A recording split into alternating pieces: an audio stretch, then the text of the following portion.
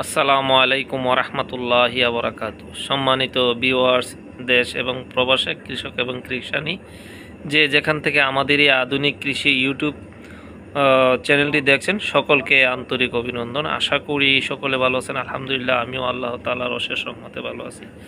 অনেক দিন পর আবারও উৎপাদনের জন্য ভুট্টা এবং কাঁচামাল নিয়ে আসছি। তো ভাবলাম আপনাদেরকে একটা আপডেট দিই। আলহামদুলিল্লাহ, আমাদের ভুট্টাগুলো কিন্তু যথেষ্ট পরিমাণ দেশি ভুট্টা, অনেক ভালো পড়ছে।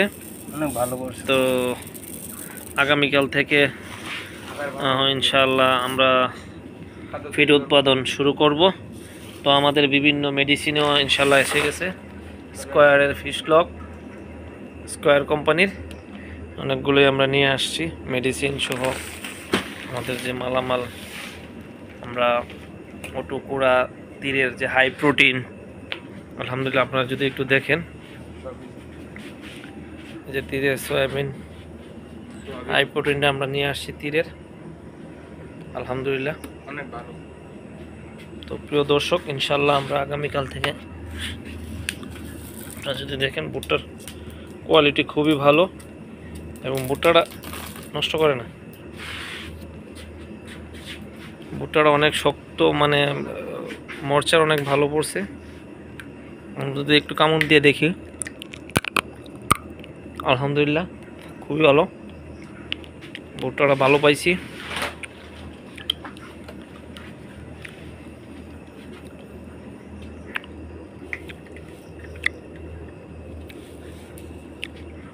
তো প্রিয় দর্শক, আমরা আগামীকাল ইনশাল্লাহ আপনাদেরকে দেখাবো কি কি মেডিসিন দিয়ে আমরা খাদ্যটা উৎপাদন করি। আমাদের যে মেশিন, প্লেট ফিড মেশিনও আছে। আমাদের যে মেডিসিনগুলো এখানে আছে রাখা, বিভিন্ন মেডিসিন এখানে সাজানো আছে, লাইসিন, মেথনিন, হ্যামকো, মোলটক্স, ডাই, আরও মেডিসিন এখানে বস্তাবন্দি করা আছে। ইনশাল্লাহ আমরা আগামীকাল থেকে শুরু করব আর কি। রেনাভাইটাস আপনারা যদি দেখেন, যে রেনাভাইটাস, এসকিউজাইম, লাইসিন, আমাদের বিভিন্ন মেডিসিন এখানে আছে। তো আলহামদুলিল্লাহ প্রিয় দর্শক, যারা অনেক দিন ধরে অপেক্ষা করতেছিলেন, আমাকে বলতেছিলেন যে ভাই কখন উৎপাদনে যাবেন, আসলে বিভিন্ন ঝামেলার জন্য উৎপাদনে আসলে আমি যেতে পারিনি। হ্যাঁ, তো সব ঝামেলা শেষ করলাম। তো শেষ করে ইনশাল্লাহ আগামীকাল সকালে আমাদের উৎপাদনে যাব। আমাদের দুটো জেনারেটর, আপনারা জানেন, দুটো জেনারেটরে ডিস্টার্ব সমস্যা, যে ওনারা ঠিক করতেছে এখানে। তো এই জেনারেটরটা আমার হলো পার্কিস, আপনার 24 কিলো 30 কেবি। এই যে জেনারেটর দেখেন, এখানে আরেকটা খুলে রাখছি, এটাও সমস্যা, আপনারা হয়তো অন্ধকারে দেখতে পারতেছেন কিনা আমি জানি না। এগুলো খুবই দৌড়াদৌড়ির মধ্যে আছে, 2 দিন ধরে আছি আর কি জেনারেটর নিয়ে। আর বিশেষ করে যদি আমি একটু আমার মুরগিগুলা খামারে দেখে, এখানে অটো করে আছে, এই যে রাইস পুলির, যে আমরা রাইস ব্যান বলি। তো প্রিয় দর্শক, আমরা যদি খামারে যাই, একটু যদি দেখাই, বড় একটা দুর্ঘটনা ইদানিং, গত পরশুদিন আমি ঢাকা গেছিলাম একটা কাজে।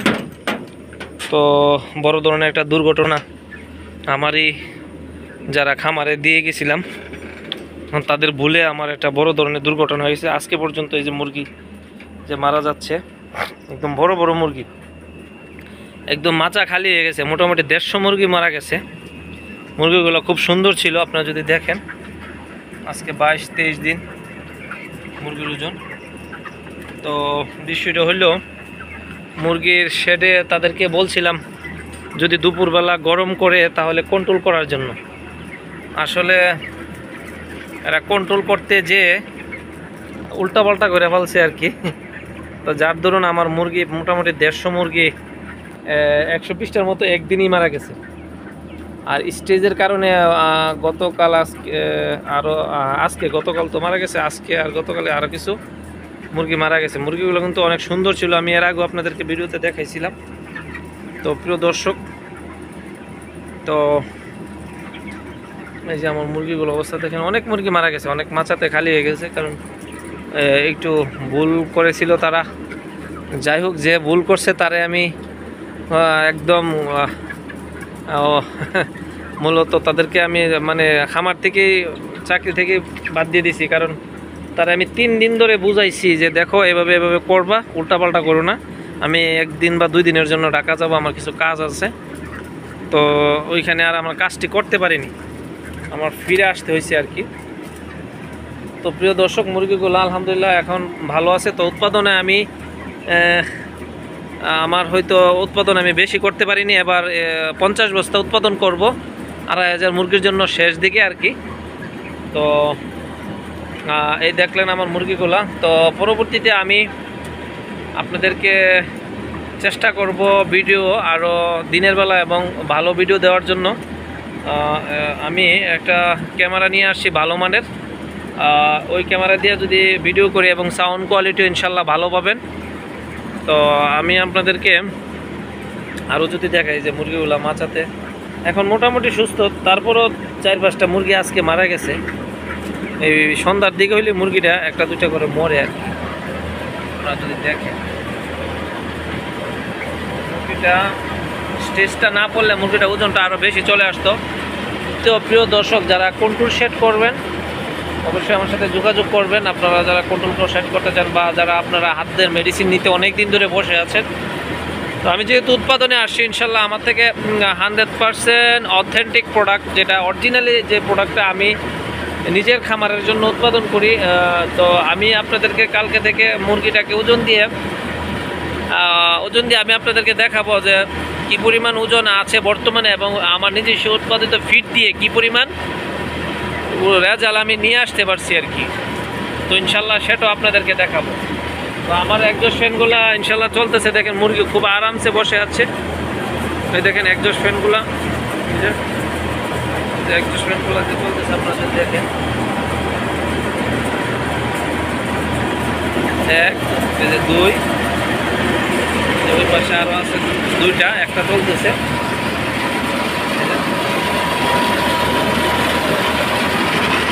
প্রিয় দর্শক, এই হলো আমার অবস্থা, দেখেন কী পরিমাণ বাতাস টানতেছে, যদি একটু খেয়াল করেন।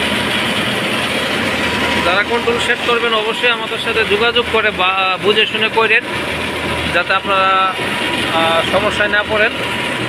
আর আমি যে কথাটা বলছিলাম, আমি এই যে অসমো পকেট 3 নতুন একটা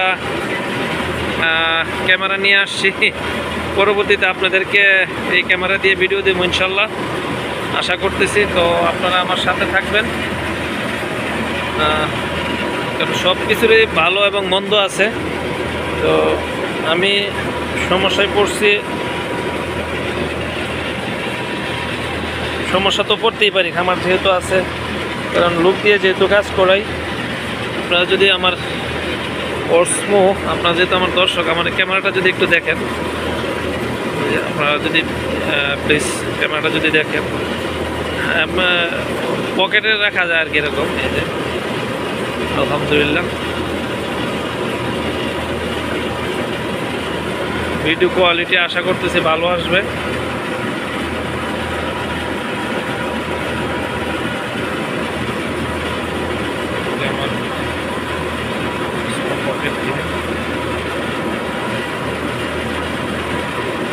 যদি আপনাদেরকে দেখাই,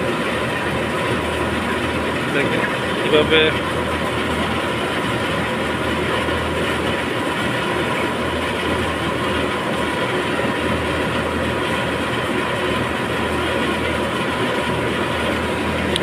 প্রিয় দর্শক, আমি চেষ্টা করব আপনাদেরকে ভালো ভিডিও দেওয়ার জন্য পরবর্তীতে ইনশাআল্লাহ।